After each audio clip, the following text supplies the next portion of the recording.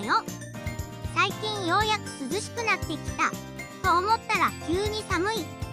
なんかだんだん春と秋がなくなってきてない？けど冬は鍋とかおでんとか温かい食べ物が美味しい季節だから楽しみ。それじゃあバブルンラジオ14回目やっていくよ。バブルンラジオ、今回はみんなのヒヤッとした話を教えてもらったよ。1通目はうさらさんからのお便り。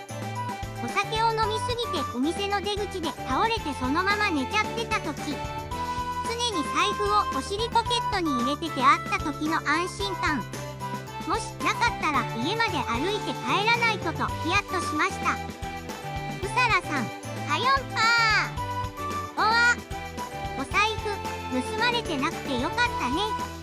お財布はお金だけじゃなくて身分証とかクレジットカードとかも入ってるから、そういうものをなくした時の手続きのことを考えたら大変すぎてすごくヒヤヒヤしちゃった。あとはスマホもなくしたら大変だよね。スマホをなくした時に何すればいいかスマホで検索できないから、僕絶対どうしたらいいかわからなくなっちゃう。僕は10歳だからまだお酒飲めないんだけど、ボブルンからは将来絶対お酒でやらかすだろうから大人になっても飲みすぎるなって言われてる。僕がお酒を飲んだらどうなるかまだわからないけど、自分の体のためにも飲みすぎには気をつけなきゃね。次は K さんからのお便り。はよんぱー。僕は霊感はないのですが不思議な経験をしたことがあります。近所に草の生い茂った人通りの少ないトンネルがあります。ある夜、偶然そのトンネルの向こうの薬局に用事があり、暗くて気味悪いなと思いながらもそこを歩いていました。すると誰もいないはずのトンネルでカタカタカタッと物音が響いてきました。人の影も見えなかったので何か動物でもいるのかなと思い、気になって音のする隅っこの方に向かっていったのですが、次の瞬間、ものすごい速さで黒い車が僕の後ろをかすめていきました。その車は僕に気づかず猛スピードで至近距離を通っていったので、普通に歩いていたらひかれていたかもしれないと思いヒヤッとしました。そのことに唖然としているうちに物音は消えてしまい、そこには動物も何もいませんでした。結局あの音は何だったんでしょうか。 K さん、はよんぱー。わー、ゾクッとしちゃった。 K さんが車にひかれなくてよかった。夜にトンネルっていうと幽霊が出たり不気味な現象が起きるっていうのがよくある話だから、 K さんのお話も途中までそういう内容かと思ったよ。一体何の音だったかわからないけど、不思議な現象のおかげで助かったね。僕は結構鈍感って言われるから K さんと同じ状況になっても気づけないかも。もし僕が幽霊になることがあったら K さんが危険な時は助けてあげるから気づいてね。次はコオロギアシュリさんからのお便り。また会ったねバブルン。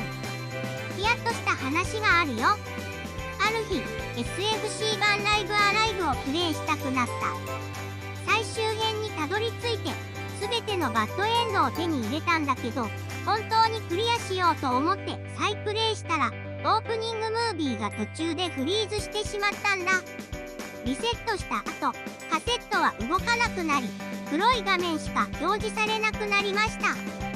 セーブデータ、費やした時間全て消え去った。幸いなことに突然 2DS にもそれがあることに気づいたので起動して元の場所に戻ってクリアすることができました。ラッキーだったけど、もしこれが再リリースされていないレアゲーだったらもっと怖かったな。君のゲームがもっと再リリースされることを願ってるよバブルン。多分バブルボブルダブルと X55 ゲームのような消えたゲームも含めてね。コオロギアシュリさん、はよんぱー。うわー、ヒヤッとした。データ消えちゃってるしセーフではないのかな。昔のゲームは今みたいにオートセーブもないし、突然フリーズすることもあるから、久々に遊ぶとちょっとドキドキするよね。でもそういうことも含めていい思い出だから、やっぱり僕はゲームが大好きだな。昔のゲームが最新のハードで遊べるっていうの、すごく大事だよね。思い出のゲームが気軽に遊べて嬉しいし、最近知って遊びたいってなった人もすぐに遊べるし、いつか全部のゲームが移植されたらいいよね。次はミステリーエゼクデさんからのお便り。週に一度か二度、時々明晰夢を体験することがあります。ほとんどの場合、未来的な遊園地を探索する夢を見ますが、他の時には学校や街中でいじめられる悪夢を見ることもあります。そして悪夢から目覚めると恐怖で体が麻痺し、疲れ果てた状態になり、落ち着いてベッドから出て一日を始めるまでに数分かかることがあります。幸いなことに悪夢は一時的な嫌な夢にすみません。どんなに恐ろしいものであっても、それらは全て過ぎ去るものです。ミステリーエゼクデさん、はよんぱー。明晰夢って言葉知らなかったから調べてみたんだけど、自分でこれは夢だって気づいたまま見る夢のことを明晰夢って言うんだね。確かに悪い夢を見た朝はすごくぐったりするし、起きた時に夢でよかったって思う。現実で起きた悪いことは全部夢ってことにできないかな。僕は逆にね、いいことがあったと思ったら夢だった時が多いよ。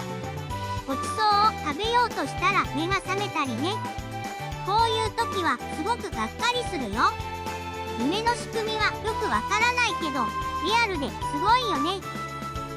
バブルーンラジオふつおた紹介。1通目はノルマンディさんからのお便り。こんにちは、バブルーン。ラジオでお便りを採用していただきありがとうございました。嬉しかったです。実はあの後、根性で頑張ってなんとかスカルタワーをクリアできました。最後の隠しキャラはあの子だったんですね。納得です。ちなみに私は猫が好きなのでパッキーが好きです。元は星5の妹が好きだったスピンオフのメダルゲーム、パッキーのトレジャースロットや当時メダルを全掛けすれば必ず当たったバブルンルーレットでバブルンたちを知りました。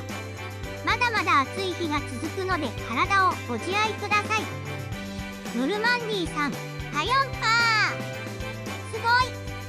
一番難しいスカルタワークリアできたの？おめでとう。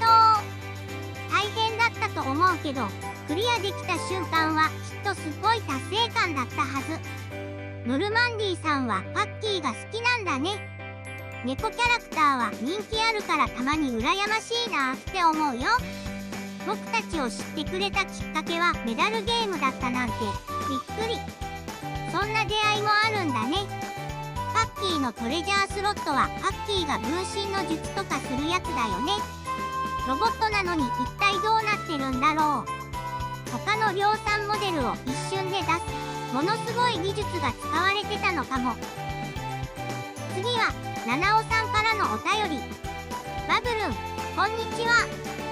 最近 X ではいろいろファンの投稿を見ていいねをしてくれているようでありがとうございます。今回の質問はパズルボブル3のエンディングについてです。対戦モードのバブルンのエンディングですが、アーケード版とプレイステーション版のエンディングでは後ろの壁にムサシとマリナちゃんの相合い傘の落書きがあります。これは誰が描いた落書きなのでしょうか？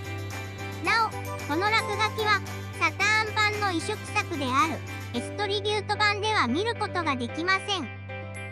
七尾さん、はよんぱー。前からみんなの投稿は実はエゴサしてみてたんだけど、みんなともっとコミュニケーションをとったり、僕が X にいることをまだ知らない人にも僕に気づいてほしくて、最近は時間がある時にいいねしてるよ。いいねできない時や投稿に気づけないこともあるから全部に対応できるわけじゃないんだけど、僕のいいねで嬉しい気持ちになってくれるといいな。あいあいがさ、ほんとだ。気づかなかった。僕が変な仮装させられてる間に、パーティーしてる間、誰かが書いたのかな。みんな盛り上がってたから気分が良くなって2人が自分たちで書いたのかもね。バブルーンラジオコメント返信の時間だよ。過去の動画についてるコメントで僕が気になったものに返信していくよ。素晴らしい。私はこの曲を1日に数回聴きます。これからもパズルボブル、バブルボブル、台東ミュージックをよろしくお願いします。たくさん聴いてくれて嬉しいな。これからもよろしくね。とても素晴らしいアレンジメントですね。エブリバブルのテーマがかかる部分はゾクゾクしました。バブルンとボブルン、お誕生日おめでとう。そしてさらに多くの人にありがとう。エブリバブルのテーマ気づいた？ハルさんのアレンジすごくいいよね。たくさんの人に聞いてほしい。パッキーの紹介動画待ってました。パズルボブル4でニャンニャニャーって叫びながら目からビーム打ってたけど、あれ威力なかったんだね。動画楽しんでくれた？そうなの。威力なしビーム、かわいいよね。なぜかどら焼きが好きなのかと思っちゃってたけど、本当はもなかが好きなのか。なぜかどら焼きが好きって思われることが多いみたいだね。なぜかね。バブルーンラジオ。今回のラジオはここまで。採用させてもらったお便りの投稿者には、僕から X、旧 Twitter の DM で壁紙を送るから待っててね。バブルンラジオシリーズは今回で一旦終わり。次回は未定だよ。